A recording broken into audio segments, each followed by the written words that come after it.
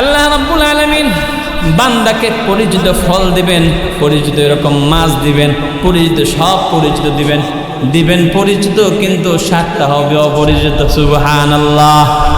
আল্লাহ রাব্বুল আলামিন উপরে মাছের উপরে মাছ দেখা যাবে, এরকম ভাবে আপেল দেখা যাবে, কমলা দেখা যাবে, দেখতে সুন্দর কমলার মতো দেখা যাবে। বান্দা কমলা মনে করে এরকম হাতে নেবে, বান্দা খাবে, দেখবে স্বাদ এমন স্বাদ যে স্বাদটা বান্দা দুনিয়ায় কখনো পায় নাই। পালং কেমন হবে, খাট কেমন হবে, চেয়ার কেমন হবে, আল্লাহ বলেন আলা সুরুরিম মাওদুনা মুত্তাকিনা আলাইহা মুতাকাবিলিন। জান্নাতের পালংগুলো, খাটগুলো, চেয়ারগুলো হবে স্বর্ণের। সুবহানাল্লাহ। কিসের হবে? স্বর্ণের। মুত্তাকিনা আলাইহা মুতাকাবিলিন।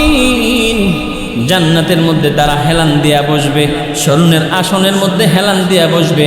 বসার পরে কেমনে থাকবে? মুতাকাবিলিন, এরকম পরস্পরের সামনাসামনি হয়ে বসবে।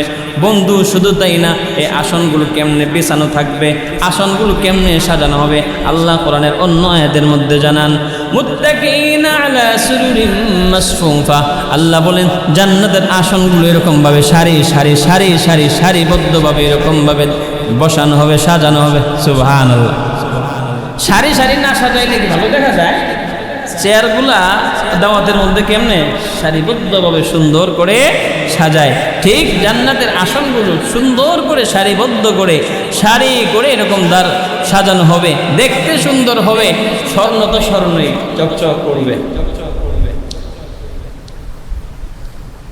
মুত্তাকিনা আলা ফুরুশিন বাতাইনুহা মিন ইস্তাবরাক ওয়া জানাল জান্নাতাইনি দান। শুধু তাই না, বিছানা কেমন হবে? রেশমের হবে। সুবহানাল্লাহ। রেশম, রেশমি চিনেন না? রেশমি কাপড়, রেশমের হবে, রেশমি কাপড়ের হবে বিছানাগুলা। শুধু তাই না, এই যে আল্লাহ তাআলা এত কিছু দান করবেন, জান্নাতের ডেকোরেশন নিয়ে যদি মনে করেন আমি আলোচনা করি, আপনাদের প্রদীপ সাহেব আলোচনা করে, আরো কয়েকজন আলোচনা করে, কয়েক সপ্তাহ গেলেও শেষ হবে না। তারপরেও কিছু তো শুনতে হবে, তাই না? কিছু তো শুনতে হবে। তো জান্নাতের ডেকোরেশন নিয়ে আলোচনা করছিলাম। এরপরে আল্লাহ তাআলা জান্নাতের সাথে সাথে জান্নাতি বান্দাকেও সাজাবেন। বলেন না আল্লাহু আকবার। ওয়ালবাসুনা থিয়াবান খুদরাম মিন সুনদুসিন ওয়া ইস্তাবরাক।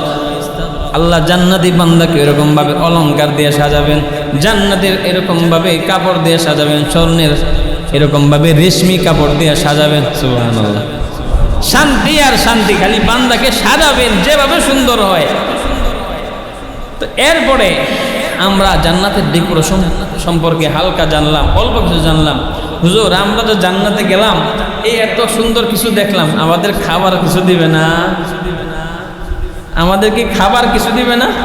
হ্যাঁ, খাবারের জন্য আল্লাহ কি দিবেন এটা আল্লাহ কোরআনের বিভিন্ন জায়গায় বলছেন। বুখারী শরীফের এক হাদিসের মধ্যে আসছে, নবীকে জিজ্ঞেস করা হলো, মা আউয়ালু তাআমিন ইয়াকুলুহু আহলুল জান্নাহ।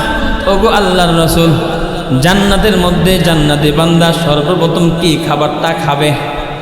নবীকে প্রশ্ন করলেন, নবী উত্তর দিলেন, ক্বাল আউয়ালু তাআমিন ইয়াকুলুহু আহলুল জান্নাহ জিয়াদাতু কাবিদিল হুত।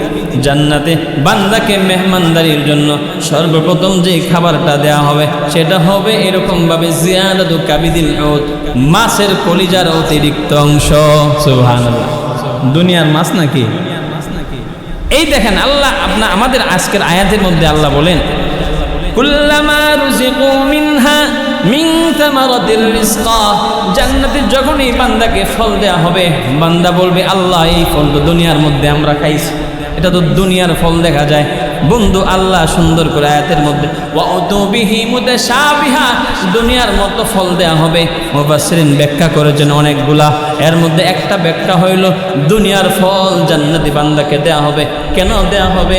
এর একটা কারণ হলো, যে ফল মানুষ চিনে না ওটা মানুষ খায় না, যেটা মানুষ চিনে না এটা খায় না। মনে করেন এই বাজারে একটা ফল আসলো যেটা কেউ চিনে না, খাবে? ধরবেও না, না জানি কি এটা। আল্লাহ রাব্বুল আলামিন বান্দাকে পরিচিত ফল দিবেন, পরিচিত এরকম মাছ দিবেন, পরিচিত সব পরিচিত দিবেন। দিবেন পরিচিত, কিন্তু স্বাদটা হবে অপরিচিত। সুবহানাল্লাহ। আল্লাহ রাব্বুল আলামিন উপরে মাছের উপরে মাছ দেখা যাবে, এরকম ভাবে আপেল দেখা যাবে, কমলা দেখা যাবে, দেখতে সুন্দর কমলার মতো দেখা যাবে। বান্দা কমলা মনে করে এরকম হাতে নেবে, বান্দা খাবে, দেখবে স্বাদ এমন স্বাদ যে স্বাদটা বান্দা দুনিয়ায় কখনো পায় নাই। পরিচিত ফল কেন দিবে? কারণ অপরিচিত জিনিস মানুষ খায় না, ধরতেও চায় না। এই জন্য পরিচিত জিনিস দিবে, কিন্তু ভিতরে স্বাদ দিবে অপরিচিত। যেই স্বাদ বান্দা কোনোদিন দেখে নাই, শুনে নাই, কল্পনাও করে নাই। এই জন্য আল্লাহ তাআলা বলেন, আ'দাদতু লি'ইবাদিয়াস সালিহিন মা লা আইনুন রাআত ওয়ালা উযুনুন সামিআত ওয়ালা খাতারা আলা কলবি বাশার। আল্লাহ রাব্বুল আলামিন বলেন, আ'দাদতু লি'ইবাদিয়াস সালিহিন, আমি আমার নেক বান্দাদের জন্য এমন করে নিয়ামত প্রস্তুত করে রেখেছি। মা লা আইনুন রাআত, এমন নিয়ামত, এমন নাজ নিয়ামত আমি বান্দার জন্য রেখেছি। মা লা আইনুন রাআত, যে নিয়ামত বান্দা কোনোদিন দেখে নাই, বান্দা কোনোদিন দেখে নাই। ওয়ালা উযুনুন সামিআত, বান্দা কোনোদিন শুনে নাই। ওয়ালা খাতারা আলা কলবি বাশার, বান্দার অন্তরের মধ্যে কোনোদিন এর কল্পনাও উদয় হয় নাই। বন্ধু, আপনি চিন্তা করতে পারেন, গুলশানের দামি দামি ফল নিয়ে, গুলশানের দামি দামি গাড়ি, গুলশানের এরকমভাবে দামি দামি বিভিন্ন ফল, বিভিন্ন ফুল, বিভিন্ন খাবার নিয়ে চিন্তা করতে পারেন। আরও বাড়লে আপনি এরকমভাবে বিশ্বের উন্নত দেশের মধ্যে যত দামি দামি খাবার আছে এইসব চিন্তা করতে পারেন। আল্লাহ বলেন, না না না, তোমার চিন্তা যেখানে শেষ হয়ে যাবে, আমার নিয়ামতের সৌন্দর্য আর স্বাদ এখান থেকে শুরু হবে। আল্লাহু আকবার। তোমার যেখানে কল্পনা শুরু হবে, মনে হয় এরকম হবে, জান্নাতের আপেলটা মনে হয় এরকম হবে, তোমার কল্পনা যেখানে শেষ, আমার নিয়ামতের মজা আর স্বাদ সৌন্দর্য ওখানে শুরু। সুবহানাল্লাহ। তো যাক, আমরা বলতেছিলাম যে জান্নাতে আল্লাহ নিয়ামত দান করবেন, খাবার দিবেন, সর্বপ্রথম মাছের কলিজা, তাই না? দেখেন, মাছের মধ্যে বা অন্যান্য ফলের মধ্যে আল্লাহ একাধিক স্বাদ দিতে পারেন, তার একটা প্রমাণ দুনিয়ার মধ্যে। দেখেন, আপনি বাজার থেকে একটা মাছ কিনে আনলেন, মনে করেন একটা মাছ, তেলাপিয়া মাছ কিনে আনলেন। দেখেন, এই মাছের মধ্যে মাথায় এক মজা, পেটে এক মজা, পিঠে আরেক মজা, লেজে আরেক মজা, আছে না নেই?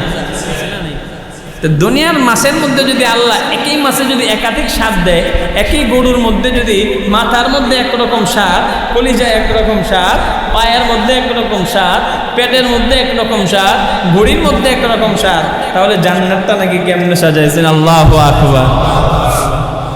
তো আল্লাহ নিয়ামত দিবেন, এমন সুন্দর, এমনভাবে আল্লাহ সাজিয়ে রেখেছেন, বান্দা কোনোদিন কল্পনা করেও ওটা কোনোদিন চিন্তা করে শেষ করতে পারবে না। তো অনেক খাবার বান্দাকে দিবেন আল্লাহ, অনেক ফল দিবেন আল্লাহ। কোরআনে অনেকগুলো ফলের কথা উল্লেখ করেছেন। তো আগেই বলেছি, ওয়া উতু বিহি মুতাশাবিহা, ফলগুলো দুনিয়ার মতো হবে কেন?